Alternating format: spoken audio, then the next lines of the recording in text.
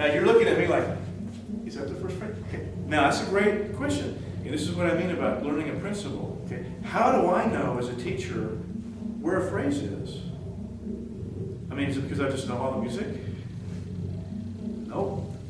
The only difference between me and you is I'm seeing everything that's already on the page and you're not yet. It's there, but you have to know what to look for. What's telling me what the sentence is? Okay, so where will you stop?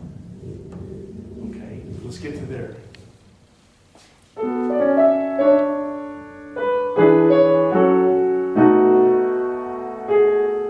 And that's it. And it just seems like it just stops in midair, doesn't it? But that's the way impressionistic painting is.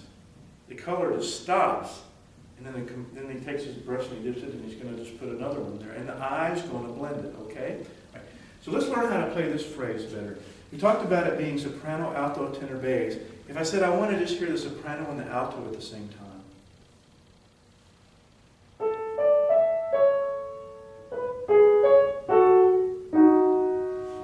Now, we know that if we were going to play just the soprano line, because he puts that slur, we know that the sopranos that are singing or playing the violin or whatever have to be legato, right?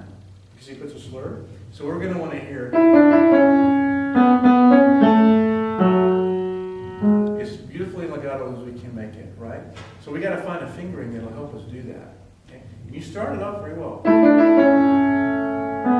Now, the most obvious place to change a hand position is where? We talked about the most obvious place to change a hand position is where? With the end of the phrase, right? We have to make it to here. The second most obvious place to change a hand position is on a repeated note. You know why? Why would it make sense to if you have to move on a repeated note, like between these two B's? Why would that make more sense? Because remember we said they have to be legato? Well, can repeated notes be legato?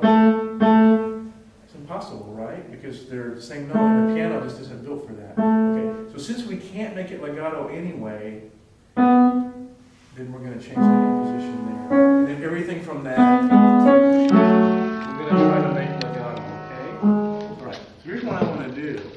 I want to start on second B, which is here, in the right hand line. You see that fingering? That's a good fingering. Because you're going to play legato, and while you're holding the C sharp, it's going to connect back down. So just do this for me. So do this. See how legato that melody is? Good. Now, this one, we have to hold the up. You have a very natural touch. See, most people struggle with that. You didn't have any problem. So, and then you're going to just resolve the upper note, and it's going to come away. And that's the end of the phrase. Okay, so then.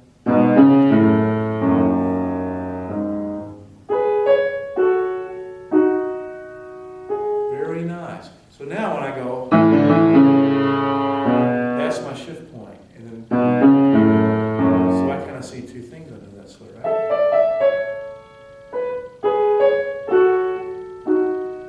Just like a pro, that's how a pro would do it. Okay, isn't that easier than having to move that thumb down every time? It's a lot better, huh? So, we learned that the most obvious place you change a hand position, assuming the music will let you, and then sometimes it's just so weird it doesn't let you. But most naturally written music will allow you to breathe and change hand positions between the slurs. Okay.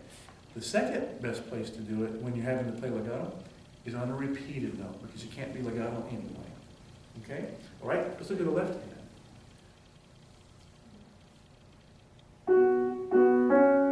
And all of a sudden you realize very quickly you have to move, right? And guess what? That's a repeated note, isn't it? Okay, so try it again.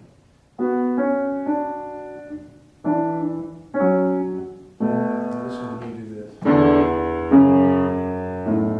So this, I decided that if I can't make them both legato, I'll just make the bottom one legato.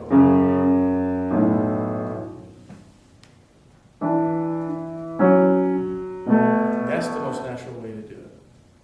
Okay. Now, there are teachers out there that will tell you, oh, don't worry about connecting with your fingers, you just use the pedal.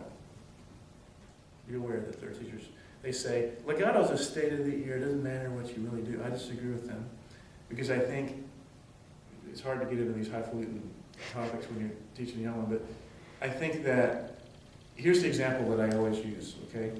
And that is this. Have you ever seen these Japanese or Chinese painters that paint the beautiful poetry in Chinese or Japanese with the letters that are very, you ever seen them do this? Okay. You got a big paintbrush and you're gonna go on the canvas and you just dip the paintbrush in, it's just like poetry, these guys, like martial kung fu guys, right? They're learning how to do these things. And they go, wow. And they say, now you, repeat. And the student gets up and they have to do it, right? Okay, now. Someone might say, well, a straight line is the state of the eye. Same thing, right? That's true, you can't argue with them. Legato is a state of the ear, a straight line is a state of the eye, right? The question isn't, that is how do you make it? So, somebody might go like this, and they might go, well, it's thicker here, and it's up, I messed up, and they're trying to make it look like this, and they're coloring, and you're getting in the somewhat close approximation, and someone else may just learn to go, you see? That's the natural way to do it, right? That's what I think. You said when a composer says, play legato, you want to try to do it with the fingers, because in the end, physically, that's going to be the most natural way to do it. And you're not going to be as busy when music's really hard. You're going to have all these natural ways of moving that's going to make it easy for you where someone else might struggle. Okay? Okay, now, so we just took this phrase, and you learn how to do that legato and how to do left hand. So guess what you do when you practice? What I do is I practice that a lot until I feel comfortable making that sound, and I do it left hand. Then I put that phrase together. But all of a sudden, after a day and a half of practicing that way, instead of playing through the whole thing, I'll never feel bad about that phrase again. It'll be so easy for me, and I'll remember it. So after 10 days, you may have that whole page memorized and feeling physically easier than it's ever felt, because you did the smart kind of practice. You practice by phrases. Okay? So what's the next phrase? So this is the idea here. What's next?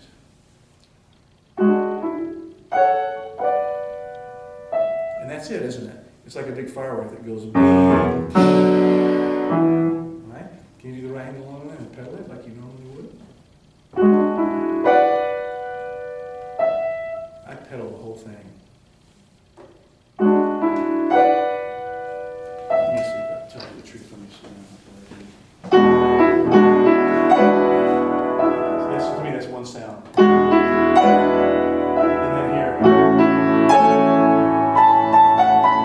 This is one sonority, one chord. Yeah.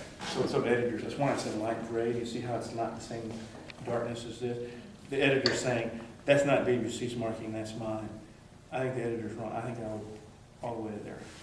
Okay. I do it with the left hand, with both hands together. Good. And always bring out the tops. So it's bright, like those sparkly fireworks. There you go. Beautiful. Now keep the foot down for the whole thing. So that at the end of that, you hear it all ringing.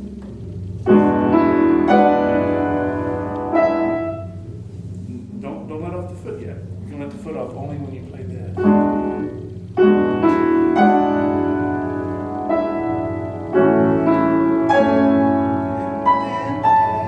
That's right. You see how all of a sudden you get this beautiful sound? That's the Debussy sound, you see. And again, the pedal is all the way into there. Okay, now try it one more time. First phrase. Second phrase. Okay, good. How many phrases have we worked on so far? That's right, okay. Have we seen this one before? Up to where? No, we've seen it up to here. Then go to the D sharp. So maybe something's going to be different. We'll find out, because this really, this is really one flavor. And I've seen this written in different editions like this. Do you have a favorite Debussy edition you like? Well, this is usually good. The Alfred is usually good. I don't think that's his mark, you know. You can tell from this.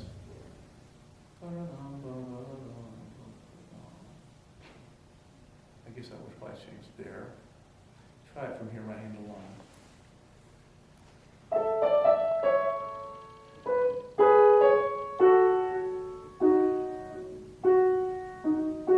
So you have to move, right? I know I'm going to want my fourth finger here. Try it one more time from here.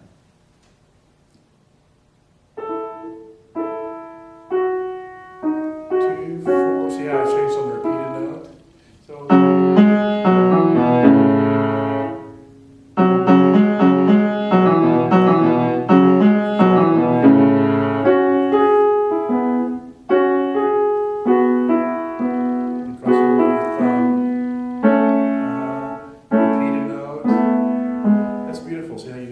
Because you heard that whole chord?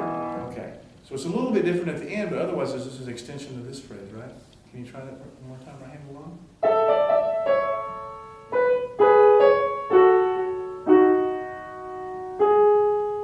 This one is different. Remember this one's different? Shift. Start here on the 4. You want to make sure you have 4. And a thumb. Now you shift on the repeat note. Pivot on the thumb. Pass it row.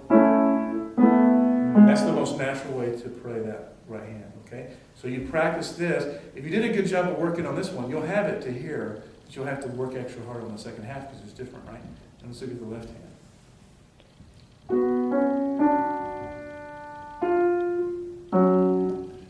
Your third finger on the low note, because what it does is it gives your pinky a head start. See, I can even connect.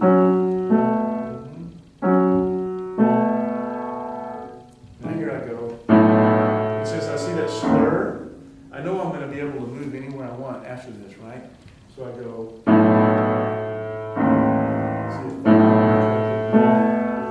Because that's the closest, most efficient way to do it under the slur. Then I do. Shift anything you want to try. See, when I bring the thumb up, if you get the third or second finger sitting right there. And then you can, see what I mean? So you don't move unless you have to. Okay, so this is a little bit tricky. But left hand alone practice, right hand alone practice, and that'll help you with that, right? Okay, you're going to take the right hand alone now. New section, right? Now I'm going to put my paragraph. It tells me that's the end of a section. So, how many phrases did I have in that section? Yeah, and you know what? That's the most common phrase structure in all of music, is 4. And you can find it hidden all the time in all kinds of ways. So the first phrase, that's the first phrase, right? Then, that's the second one. That's the third one. This one, it's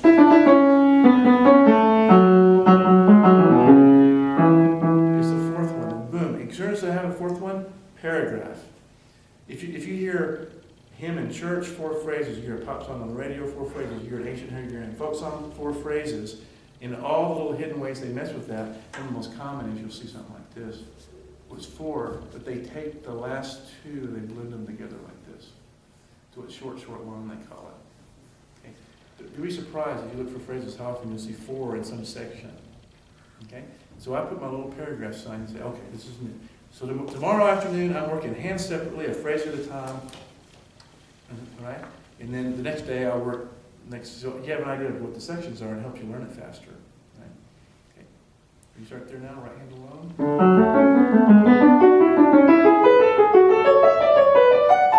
Good. Where's it go to? Where does that phrase end, that idea end? Well, you'll it's going, right?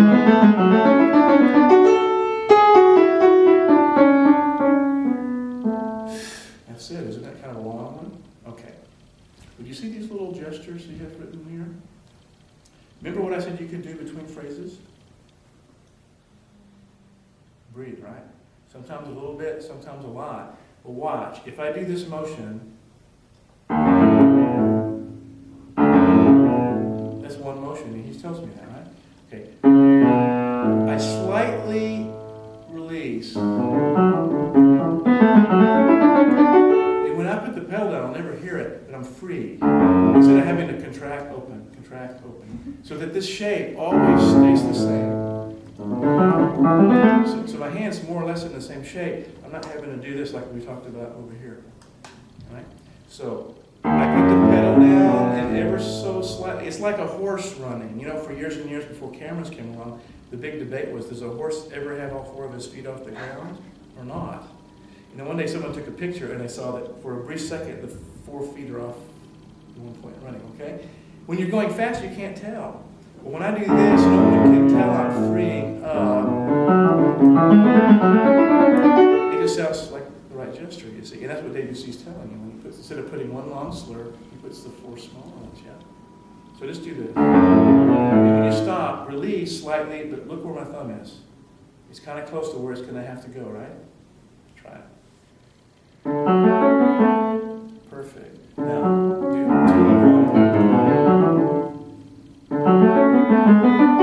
You're trying to connect. No, we're trying to connect the A to the G sharp. That's where you get into trouble. You see, you want to slightly feel your wrist release that so that you don't have to connect it. That's right. Very subtle. It's very subtle, but you're not having to connect that 5 to 1. That's hard. Try it one more time, slower.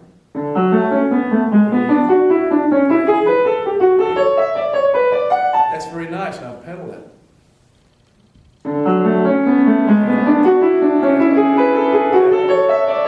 It's pedal each one like he says. You see, pedal each gesture. It's like a new chord.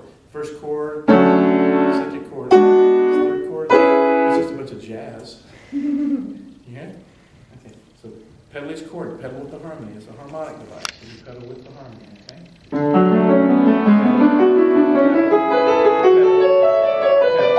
Perfect. Now, same thing, but remember yesterday we talked about staging, same idea, staging dynamics? So, first one, second one, third one, to the top of the hill. Okay, so stair step. It's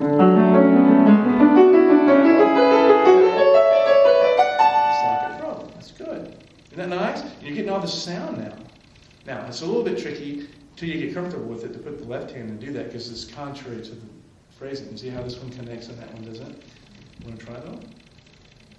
If you go home, you can practice it slow and you'll get it. But that was exactly right what you just did. It's going to take a little practice. Put it together now. Now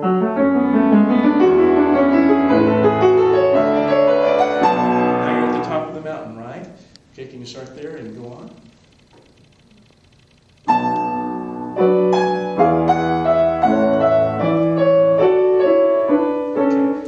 Divide this long phrase into 2 parts. The part that gets me to the top of the mountain, and the parts that gets me to the bottom of the mountain. So I might practice just that.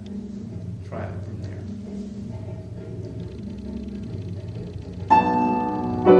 So let's just do this first. Let's just get a good sound. Since that's all the same chord, the foot. One foot through the whole thing. Okay? So just do that much and stop when you get to the G sharp. 1 chord. Okay, keep it, listen to it, enjoy it, you create it, listen. Listen to that. You like it? Cool chord, right? Do it again. Don't change the foot. 1 foot. Once you catch this, you should be part of everything else.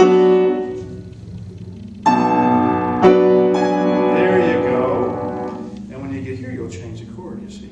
That's right. Keep going.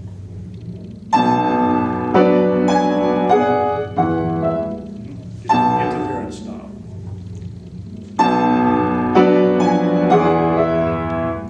Yeah. That's it. Now go on.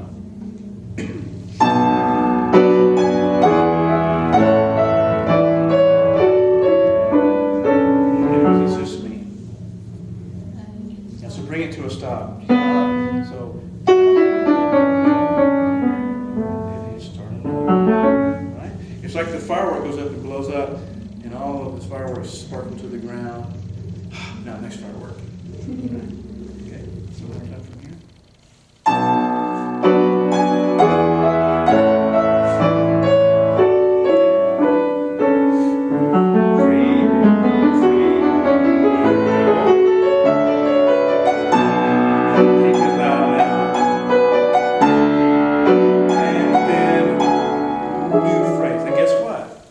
Like something we've seen before?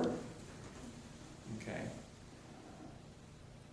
By the way, how many phrases was that section before we got to the repeat of what we know here? Let's see. First one.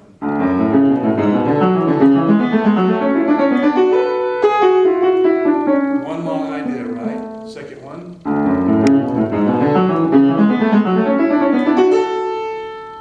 Okay, then, see how he puts the slur here? That's the third one.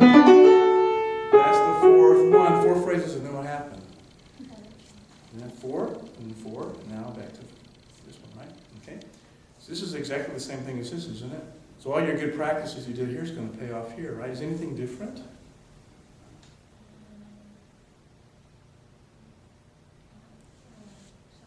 It's exactly the same, isn't it? This is exactly the same.